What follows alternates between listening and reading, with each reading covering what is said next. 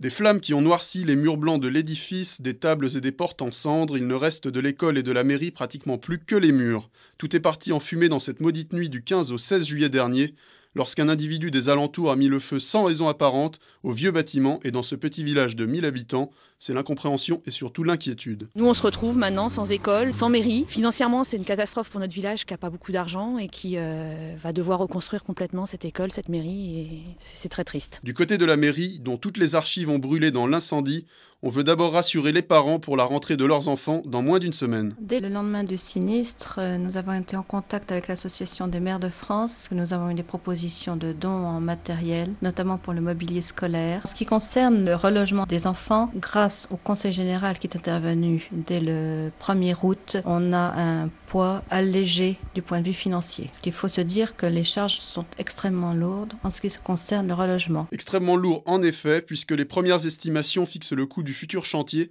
à plus d'1 million d'euros.